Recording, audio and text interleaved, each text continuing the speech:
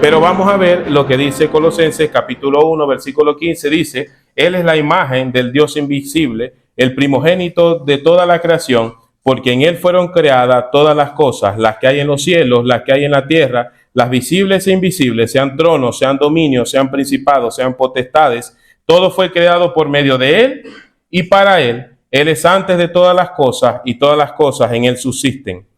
Y Él es la cabeza del cuerpo, que es la iglesia. Él es el principio, el primogénito de entre los muertos, para que en todo tenga la preeminencia, por cuanto agradó al Padre, que en Él habitare toda la plenitud. Y empecemos con ese párrafo, porque el pasaje de hoy es algo largo. Va desde el 15 hasta el 23. No me voy a detener mucho en todas las frases, pero sí hay frases que quiero que se lleven claras en su cabeza. Y esto va a ser un aprendizaje teórico de lo que es Cristo, y al final veremos unas aplicaciones, pero sí es necesario que quede claro en nuestras mentes y sobre todo en nuestros corazones quién es Jesús. El texto comienza diciendo que Él es la imagen del Dios invisible. Y miren, nosotros creemos en un Dios, todos los que tenemos ya un tiempito en la iglesia sabemos que nuestra iglesia cree en un Dios que se compone de tres personas, una sola esencia. Esto se llama la Trinidad. Esto es algo que no me voy a poner a explicar ahora porque se nos va a ir mucho tiempo, pero básicamente, si ustedes lo ven, el Espíritu Santo es espíritu, por lo tanto es algo que no podemos ver. Jesús le dijo a Nicodemo que el espíritu es como el viento, y los que viven, los que nacen, son como el viento. Es algo invisible, intangible en nuestras vidas desde un punto de vista físico. Es visible y tangible porque nosotros nos comportamos siendo moldeados por el Espíritu de Dios. Pero nosotros no podemos ver al Espíritu. Está representado al principio, dice que se movía sobre las aguas. Después en el bautismo de Jesús dice que descendió como en forma de paloma. Y después en el Pentecostés dice que fueron como lenguas de fuego sobre las personas que estaban allí presentes. Y la otra parte de la Trinidad es Dios. Y Juan nos dice que Dios es Espíritu y que nadie nunca ha visto a Dios. Ahora yo necesito que ustedes me ayuden con algo, porque yo consigo en el Antiguo Testamento algunas ocasiones que gente conversó con Dios, incluso caminó con Dios y pudo ver a alguien semejante a Dios o que ellos identificaron como Dios, pero la Biblia nos dice que a Dios nadie la ha visto. Y aquí quiero que no perdamos lo que estamos hablando. Estamos hablando conociendo a Cristo, conociendo las cualidades, la imagen del Dios invisible. Miren, en el Antiguo Testamento, en Génesis capítulo 18, versículo 16, Dios visita a Abraham y le promete que va a ser padre. Y en esa conversación, Dios le cuenta a Abraham que va a destruir Sodoma y Gomorra. ¿Se acuerdan de eso? Ellos van caminando juntos y Dios, dice la Escritura, Jehová dijo: esconderé a Abraham lo que voy a hacer. Ahora, ahí Abraham estaba conversando con Dios, y si a Dios nadie le ha visto el rostro, y si Dios es espíritu, ¿con quién estaba conversando Abraham? Porque un principio fundamental es que la Biblia no se contradice. No es que allá diga algo, acá diga algo que es contradictorio, no. La Biblia siempre se completa. Entonces, ¿cómo es posible? ¿Con quién hablaba Abraham ese día si a Dios nadie la ha visto? Dice que iban caminando los dos y empezaron esa conversación famosa de: Señor, ¿y si hay 50 justos? Bueno, y seguían caminando. Entonces, esta persona que estaba con Abraham, la Escritura lo nombra como Jehová, y él caminó y conversó con Abraham. ¿Quién era este personaje misterioso?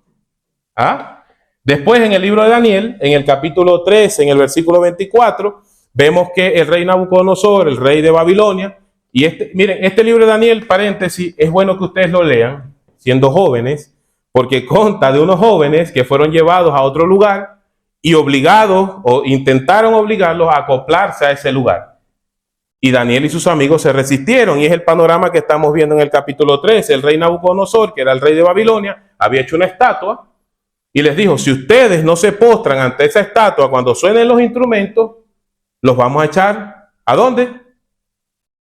Al horno de fuego. ¿Se acuerdan?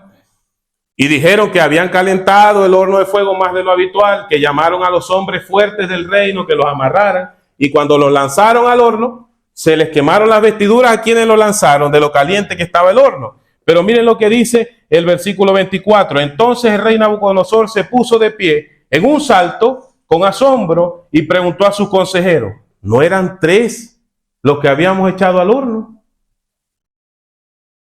Y sigue diciendo el texto que ellos respondieron, ciertamente, majestad. Y él dijo, miren, hay 4 y el cuarto es semejante al Hijo de los dioses. Ahora, mientras repasaba esto esta tarde, los dioses para él, para Nabucodonosor, porque era un rey pagano que tenía varios dioses, pero ustedes se acuerdan por qué motivo los lanzaron a ellos, porque solo tenían un dios. Entonces, para Nabucodonosor era semejante al Hijo de los dioses, pero recuerden que los jóvenes que estaban en el horno solamente tenían un dios. Por eso los arrojaron al horno, porque se acordaron del mandamiento que dice, no tendrás dioses ajenos delante de mí, ni te postrarás, ni te inclinarás ante ellos, ni los honrarás, no te harás imagen ni semejanza de lo que está en el cielo, ni en la tierra, ni debajo de la tierra, en el capítulo 20 del libro de Éxodo. Y por eso los arrojaron. Entonces, no era un Dios. Tenía que ser el Dios de ellos. Pero el Dios de ellos es espíritu. Y nadie le ha visto el rostro. ¿A quién vio Nabucodonosor? Y la última, que yo creo que es la más clara de este ejemplo que les estoy dando, es en Génesis capítulo 32, versículo 30. Y llamó Jacob el nombre de aquel lugar Peniel, porque dijo, vi a Dios cara a cara. Esto no los pone más complicados. Porque Juan dice, a Dios nadie ha visto el rostro, y después dice Jacob, es que ahí vi yo el rostro de Dios cara a cara. Y recuerden esa escena, ¿no? Jacob se va a encontrar con su hermano, se consigue con un varón misterioso, pelean toda la noche, el varón ya al ver que era como muy insistente la cosa, le da un golpe en la cadera y lo deja con problemas para caminar, y Jacob le pone ese lugar, que Peniel, porque ha visto a Dios cara a cara. Y la respuesta es la primera frase del versículo de hoy. ¿A quién están viendo? Él es la imagen del Dios invisible. Esto en teología, perdonen la palabra, pero así se llama cristofanía.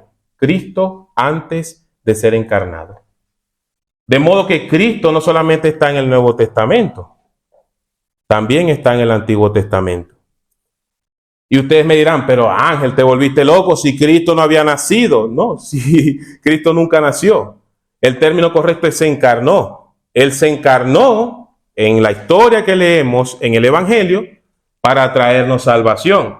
Pero ha existido siempre. El primogénito, seguimos leyendo el versículo 16 de Colosenses capítulo 1, el primogénito de toda creación, porque en él fueron creadas todas las cosas, las que hay en los cielos, las que hay en la tierra, visibles e invisibles, sean tronos, sean dominios, sean principados, sean potestades, todo fue por medio de él, y él es antes de todas las cosas.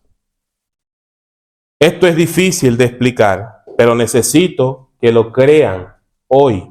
Él es antes de todas las cosas, y todas las cosas incluye a sus padres naturales, a María y a José. También era antes que ellos. De hecho, en alguna ocasión, él le dijo a los judíos que antes de que Abraham fuera, yo soy.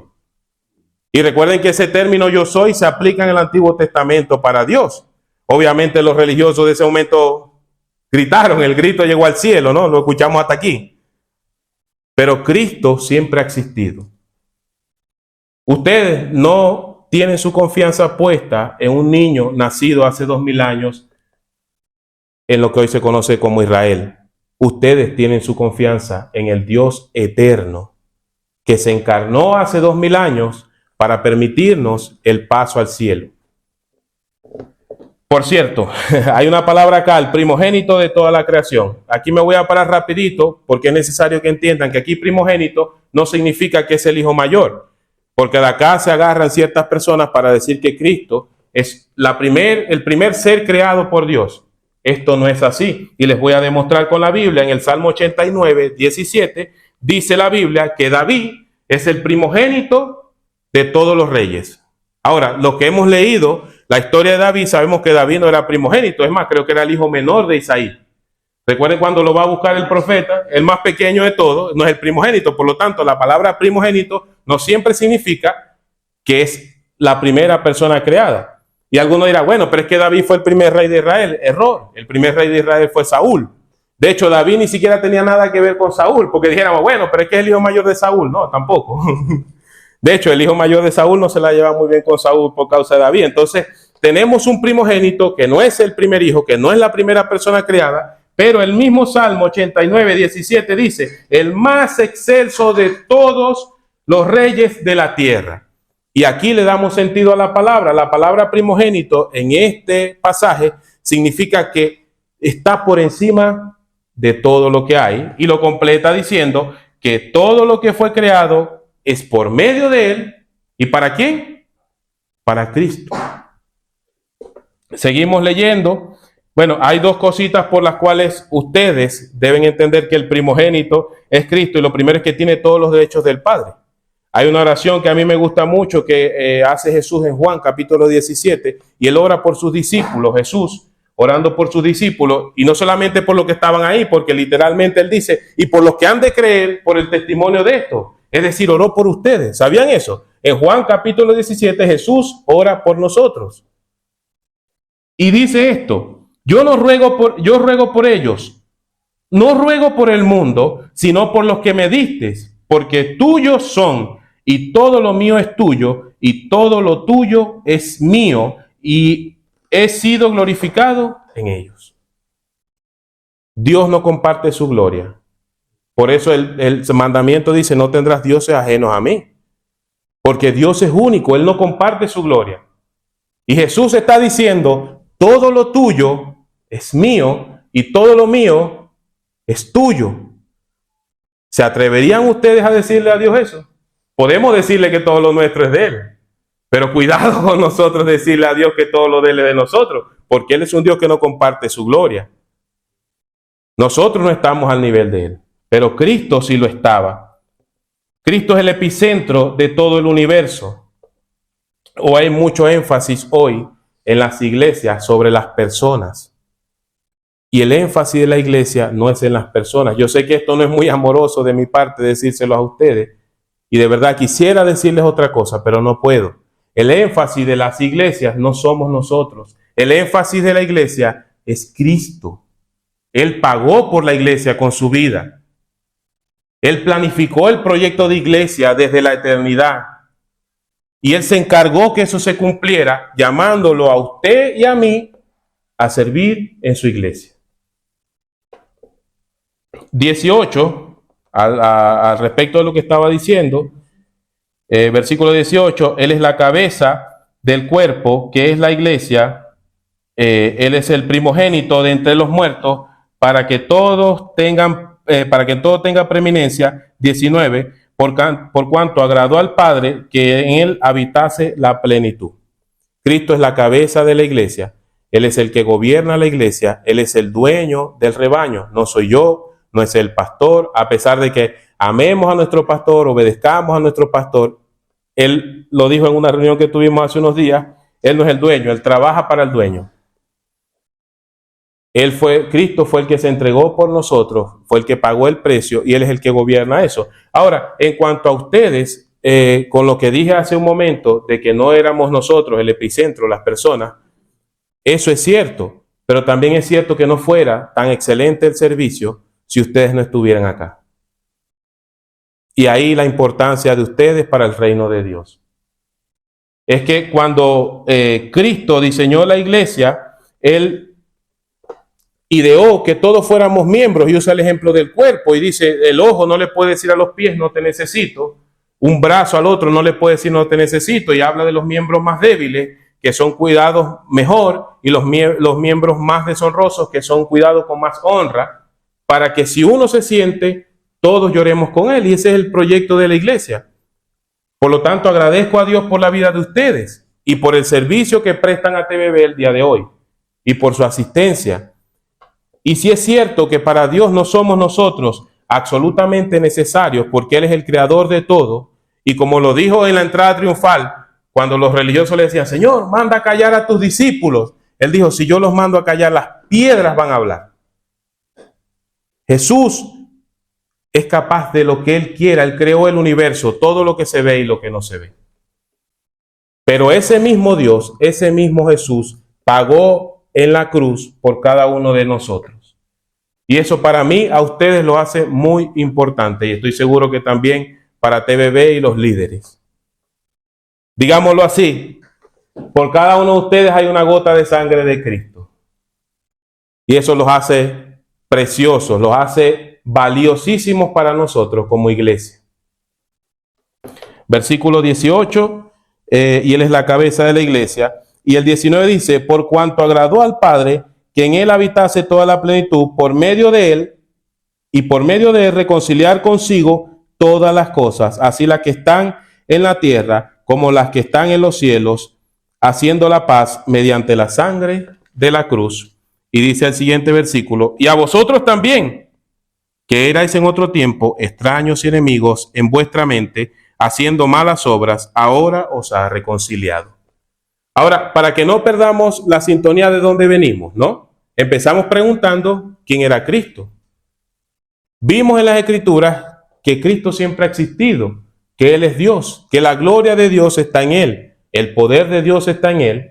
También vimos que Él pagó por nosotros un precio muy caro con su vida, y también vimos que ideó el proyecto de iglesia. Y ahora, hagamos este ejercicio. Si hubiera Cristo ideado el proyecto de iglesia y con su poder hubiese construido un templo en cada ciudad, ese templo iba a estar vacío. Él necesitaba conseguir gente, por decirlo de alguna manera. El proyecto era conseguir gente para que funcionara como su cuerpo visible en la tierra. Y es lo que aquí habla, reconciliando a todos con Dios. Todos sabemos que hemos nacido enemistados con Dios. Eso lo hemos dicho muchas veces, pero hoy se los tengo que repetir. Siempre que pueda se los voy a repetir. Hemos nacido separados de Dios. ¿Por qué? Por el pecado. Destinados a una separación eterna de Dios y nunca encontrarnos con Él. Pero la muerte de Cristo y la resurrección de Cristo han logrado que ahora nosotros podemos estar en paz con Dios. ¿A precio de qué? De su muerte. Si en verdad permanecéis fundados y firmes en la fe y sin moveros de la esperanza del evangelio que habéis oído, se los dije al principio, Cristo murió por nuestros pecados, fue sepultado y al tercer día resucitó de acuerdo a las Escrituras. Ese es el evangelio, el cual se predica a toda la creación que está debajo de los cielos y del cual yo fui hecho ministro, dice Pablo.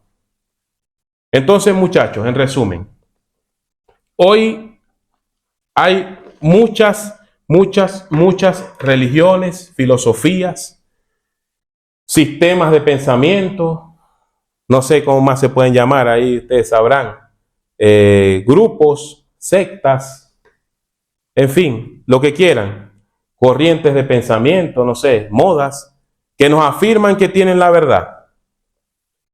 Y hay un pensamiento antiguo que me gusta y dice, bueno, sí, pero vayan a buscar a Buda, Mahoma o a quien quieran y está en su tumba. Pero el que nos llamó a nosotros no está ahí. Porque como dice el texto, Él es el primogénito entre los muertos. Él ha resucitado. Y ustedes también me pueden decir, sí, pero Lázaro también resucitó. No, Jesús resucitó a Lázaro. Ojo, el único que puede dar vida es Dios. Y Jesús fue quien resucitó a Lázaro. Pero Jesús se resucitó a sí mismo. Él es el primogénito y nos ha prometido a nosotros una resurrección después de su venida. Lo que quiero decir es que ya conociendo a Jesús, ya conociendo que Dios eterno, que ha existido por siempre, que fue el mismo Dios que vimos en el Antiguo Testamento, que fue el mismo Dios que creó todo lo que vemos y que es quien sostiene toda esta creación, Él ha venido al mundo, dice Filipenses capítulo 2, que no consideró ser en forma de Dios, sino que se entregó hasta lo sumo y se entregó hasta la muerte y muerte de cruz, para que en el nombre de Él se doble toda rodilla y toda lengua confiese que Él es Dios. Ese mismo Dios ha venido hoy por ti a pedirte que por favor formes parte de su proyecto llamado iglesia y que te mantenga firme hasta su venida.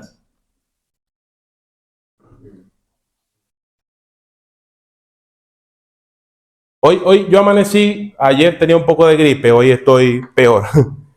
Y mi esposa me decía, pero hagámoslo por Zoom, no te expongáis.